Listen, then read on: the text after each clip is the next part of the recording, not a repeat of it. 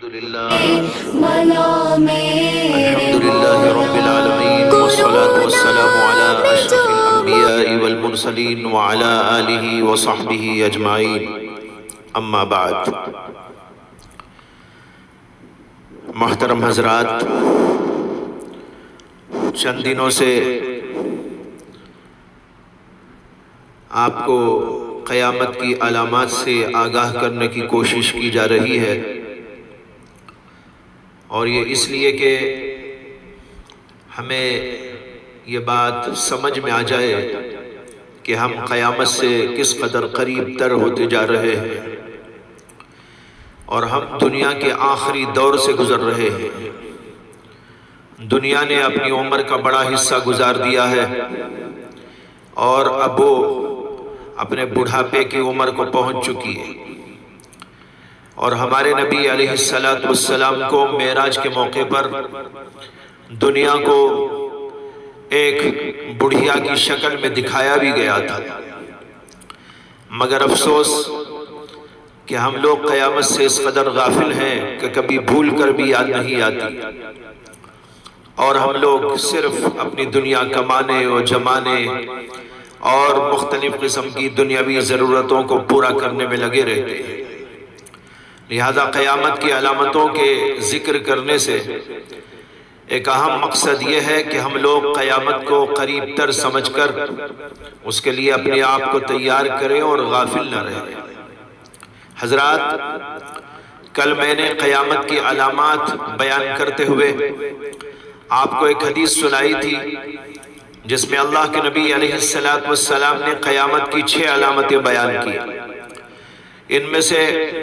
2 کا ذکر کل کیا تھا، اور اب تیسری اور چوتھی علامت بیان کروں گا۔ تیسری علامت یہ بیان کی گئی کہ فرمایا ثم موتان یاخذ فیکم کقعاص الغنم، یعنی قیامت کی ایک علامت یہ ہے کہ بڑے پیمانے پر تمہیں موت پکڑے گی، جس طرح بکریوں میں یکایک مرنے کی بیماری پھیل جاتی ہے۔ اس حدیث میں موتان کا جو لفظ آیا ہے، اس سے مراد بڑے پیمانے پر موت کا واقع ہونا ہے، اور آپ علیہ السلام نے اس کے اندر یہ بھی بیان کیا کہ جس طرح بکریوں میں قعاص نامی بیماری پھیلتی ہے، اس طرح تم میں وہ موت پھیل جائے گی۔ یہ قعاص نامی بیماری بکریوں میں پیدا ہوتی ہے، اور ان میں اس بیماری سے ناک بہنے لگتی ہے، اور فوری طور پر بکریاں مرتی جاتی ہیں۔ علامہ طور پشتی بڑے محدث اور شارح حدیث ہیں، وہ کہتے ہیں کہ اس سے مراد وبا کا پھیل جانا ہے۔ علماء اکرام اور شراح حدیث نے لکھا ہے کہ یہ علامت بھی اب سے بہت پہلے پوری ہو چکی ہے، جب حضرت عمر بن خطاب رضی اللہ عنہ کے دور خلافت میں طاعون امواس پھیلا تھا۔ یہ امواس ملک شام کا ایک قریہ ہے۔ شروع میں یہ وبا وہیں سے پھیلی تھی، پھر سارے ملک میں پھیل گئی، اس لیے اس وبا کو طاعون امواس کہا جاتا ہے۔ یہ طاعون امواس سن 18 ہجری میں پھیلا تھا، اور اس میں تقریباً 25,000 انسانوں کی موت واقع ہو گئی تھی، اور اس میں بعض بڑے بڑے صحابہ کی وفات بھی ہوئی، جیسے کہ حضرت ابو عبیدہ ابن الجراح، حضرت معاذ بن جبل، شرحبیل ابن حسنہ، اسی طرح حضرت یزید ابن ابی سفیان اور حارث ابن ہشام وغیرہ حضرات جو ملک شام گئے ہوئے تھے، یہ سب وہاں پر وفات پا گئے۔ اسی زمانے میں جہاد کی ایک مہم پر ملک شام کی جانب حضرت عمر رضی اللہ عنہ نے صحابہ کرام کی ایک جماعت کو بھیجا تھا، اور حضرت ابو عبیدہ کو اس کا سپہ سالار مقرر کیا تھا، اور انہی دنوں میں حضرت عمر بھی ملک شام کے لیے نکلے تھے۔ جب آپ مقام سرغ پر پہنچے تو حضرت ابو عبیدہ اور دیگر صحابہ کرام حضرت عمر سے ملاقات کے لیے آئے اور آپ کو بتایا کہ ملک شام میں بڑا سخت طاعون پھیلا ہوا ہے۔ یہ سن کر حضرت عمر نے صحابہ کرام کو جمع کر کے مشورہ کیا کہ اب آگے سفر جاری رکھنا چاہیے یا واپس ہو جانا چاہیے۔ صحابہ کرام میں رائے کا اختلاف ہو گیا۔ کوئی کہہ رہے تھے کہ سفر جاری رکھیں اور بعض کا خیال یہ تھا کہ واپس ہو جائے، مگر حضرت عمر رضی اللہ تعالی عنہ نے واپس مدینہ جانے کا ارادہ کر لیا، فیصلہ کر لیا اور اس کا اعلان بھی کر دیا۔ اس پر حضرت ابو عبیدہ رضی اللہ عنہ نے حضرت عمر سے عرض کیا کہ حضرت کیا آپ تقدیر الہی کے فیصلے سے بھاگ رہے ہیں؟ تو حضرت عمر نے عجیب جواب دیا، یہ ان کی فہم کی بات تھی۔ حضرت عمر نے فرمایا کہ ہاں، ایک تقدیر الہی سے دوسری تقدیر الہی کی طرف بھاگ رہا ہوں۔ بہرحال یہ باتیں ہو رہی تھی کہ اتنے میں حضرت عبد الرحمن ابن عوف جو کسی کام سے گئے ہوئے تھے وہ آگئے اور انہوں نے یہاں بحث کو دیکھ کر پوچھا کہ کیا بات ہو رہی ہے۔ لوگوں نے ان کو بتایا کہ یہ بات ہو رہی ہے کہ اس موقع پر حضرت عمر کو اور ان کے ساتھیوں کو واپس ہو جانا چاہیے یا آگے کا سفر جاری رکھنا چاہیے۔ تو انہوں نے کہا کہ میرے پاس اس سلسلے میں ایک علم موجود ہے، یعنی حدیث موجود ہے۔ حضرت عمر رضی اللہ عنہ نے فرمایا کہ بتاؤ کیا حدیث ہے؟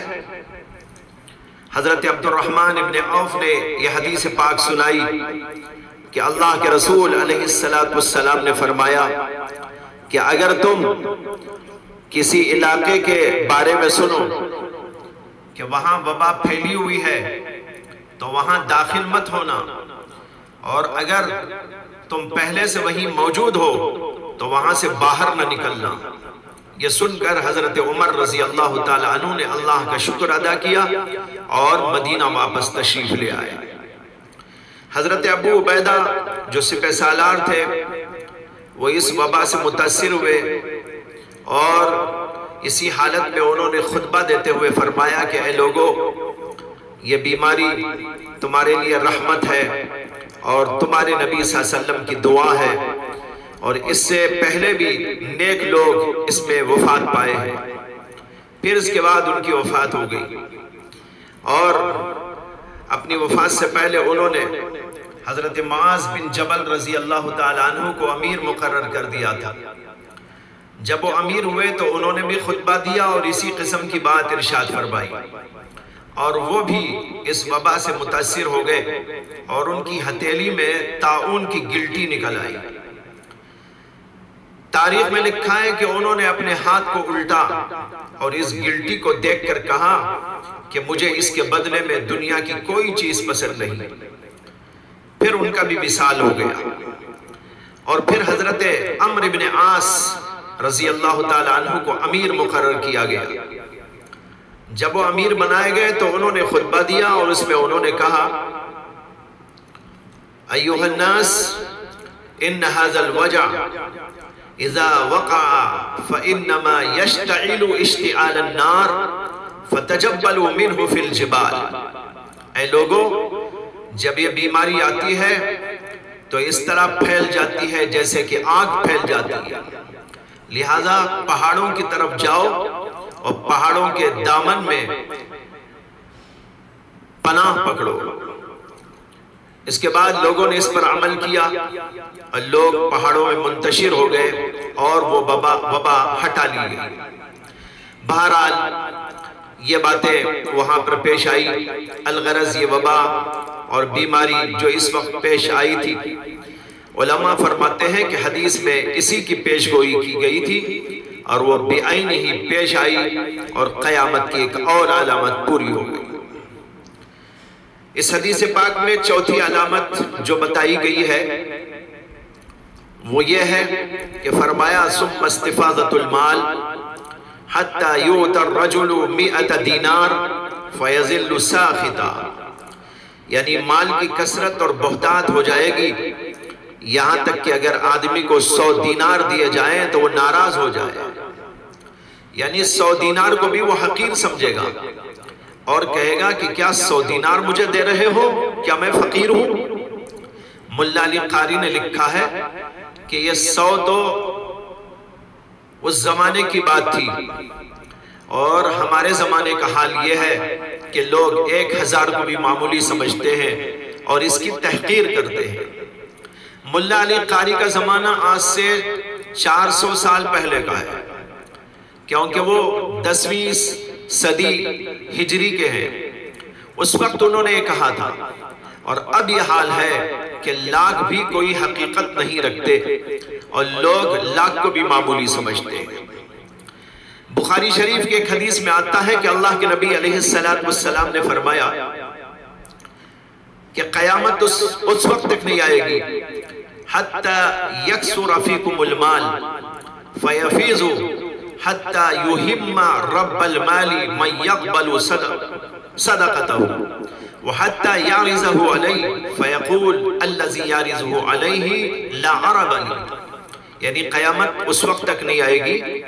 جب تک کہ تم میں مال کی بہتات نہیں ہو جائے گی اور مال بہنے لگے گا،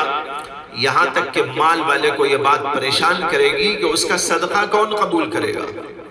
اور یہاں تک کہ وہ مال کو کسی کے سامنے پیش کرے گا تو وہ کہہ دے گا کہ مجھے اس کی حاجت نہیں ہے۔ علامہ ابن حجر اسقلانی نے اس سلسلے میں بہت اچھی بات لکھی ہے کہ اس حدیث میں مال کی بہتات کے 3 دور بیان کیے گئے۔ ایک یہ کہ مال کثیر ہو جائے گا، اس سے اشارہ اسلامی فتوحات کی جانب ہے جو صحابہ کرام کے دور میں ہوئی کہ بڑے بڑے ممالک فتح ہوتے چلے گئے اور ان ممالک سے بڑا مال آنے لگا، مال کی فراوانی اور بہتات ہو گئی۔ دوسرا دور یہ کہ لوگوں کے پاس ایسی آسودگی اور مالداری ہو جائے گی کہ کوئی صدقے کا محتاج نہ رہے گا، اس لیے مال والے غریبوں کو ڈھونڈتے پھریں گے مگر کوئی غریب نہ ملے گا۔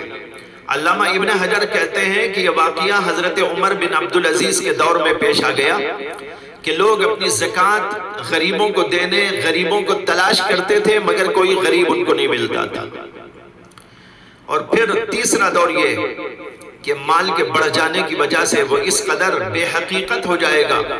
کہ کوئی مال لینے کو تیار نہ ہوگا، اور یہ بات اس وقت پوری ہوگی جب حضرت عیسیٰ علیہ السلام دوبارہ دنیا میں تشریف لائے۔ بہرکیف یہ مال کی بہتات اور کثرت قیامت کی ایک علامت ہے، اور اس کا سلسلہ زمانہ ہوا کہ جاری ہو گیا اور اب تک سلسلہ جاری ہے۔ آج بھی مال کی بڑی بہتات ہے۔ یہ الگ بات ہے کہ آج غریب لوگ بھی ہیں اور بڑے سخت حالات سے دوچار ہوتے رہتے ہیں، کیونکہ مال والے مال کو صحیح طور پر تقسیم نہیں کرتے بلکہ سب کا حصہ خود ہی کھا جاتے ہیں۔ غریبوں کا یہی کھا جاتے ہیں، یتیموں کا بھی یہی کھا جاتے ہیں، بھوکے مرنے والے مرتے رہتے ہیں مگر ان کو رحم نہیں آتا، اور مال کو جمع کرنے اور ایک دوسرے سے سبقت کرنے اور ریس کرنے کا ان کو جذبہ اندھا اور بہرا بنا دیتا ہے۔ اسی لیے